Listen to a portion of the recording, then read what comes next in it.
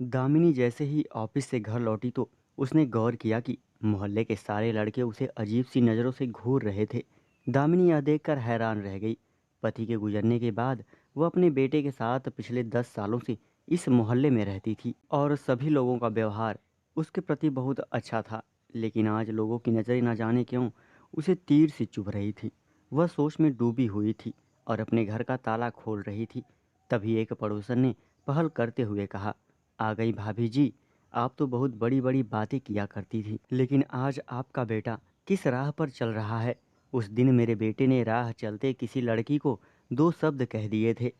तब आप मेरे बेटे पर कितना नाराज हो गए, उसका हाथ पकड़कर घर तक ले आई थी। आपने मुझसे खूब शिकायत की थी, लेकिन आज आपके बेटे ने करामत दिखाई है। आपको पता भी है। यह सुनकर दामिनी के हाथ रुक गए। वह हैरानी से पड़ोसन का चेहरा देखने लगी तो पड़ोसन ने हल्के से मुस्कुराते हुए कहा, शायद आपको पता भी नहीं है। मैं आपको एक वीडियो भेजती हूँ, देख लीजिएगा, तब आपको पता चल जाएगा।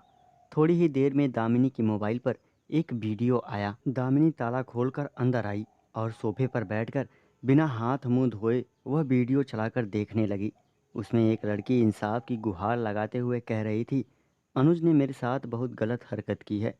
उसके बाद उस लड़की ने एक छोटी सी क्लिप भी दिखाई जिसमें अनुज की पीठ दिखाई दे रही थी और उस लड़की का चेहरा भी सामने था। दामिनी देखकर हैरान रह गई।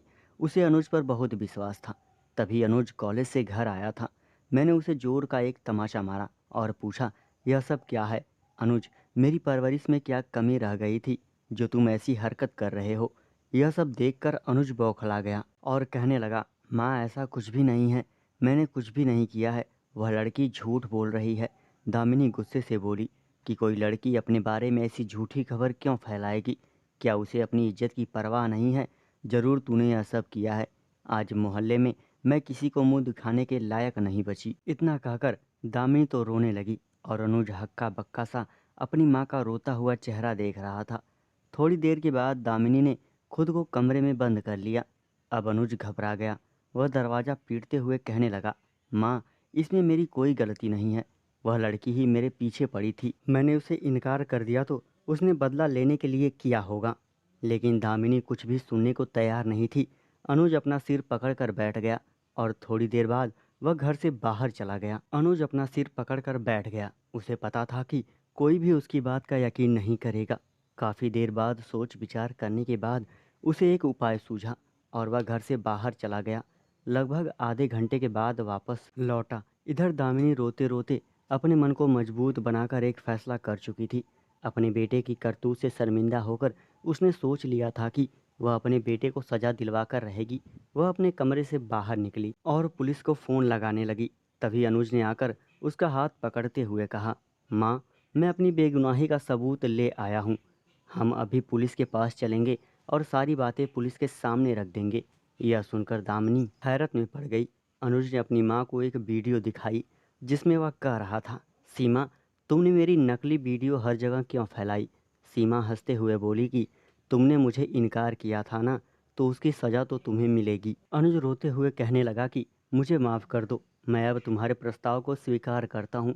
सीमा गुस्से में बोली, मैंने तो उसी दिन कहा था कि तुम मेरे साथ थोड़ा पर्सनल टाइम बिता लो, मुझे 2 पल की खुशी दे दो जो मुझे चाहिए। उन 2 पलों की खुशी देने में तुम्हारा कुछ नहीं जाएगा, बल्कि मुझे खुशी देते हुए तुम्हें भी मज़ा आएगा। और मैं कौन सा तुमसे शादी करने वाली थी, लेकिन तुमने मेरी बात नहीं मानी। तभी मैंने सोच लिया था कि मैं तुम्हें सबक सिखा कर रहूँगी। जो कांड तुमने किया ही नहीं, उसी कांड में मैं तुम्हें फंसा कर रहूँगी। चाहे भले ही थोड़ा मेरा नाम खराब हो जाए, पर तुम्हारी ज़िंदगी बर्बाद कर दूँगी। और अब मुझे तुमसे कोई मतलब नहीं रखना, क्योंकि अब मैं तुम्हें लायक नहीं समझती। चले जाओ यहाँ से। तुम जैसे चरित्रहीन लड़के के लिए मेरी ज़िंदगी में कोई जगह नहीं है। अब तुम अपनी बाकी की ज़िंदगी उस सज़ा को काटते हुए गुजार देना जो गुनाह तुमने किया ही नहीं। यह वीडियो देखते ही दामिनी की रूह कांप गई। वे अपने बेटे को कितना गलत समझ रही थी और उसे पुलिस के हवाले करने के बारे में भी सोच रही थी। दामिनी ने प्यार से अपने बेटे को गले लगाकर उसके माथे को चूमते हुए कहा, बेटा, मुझे माफ़ कर दो।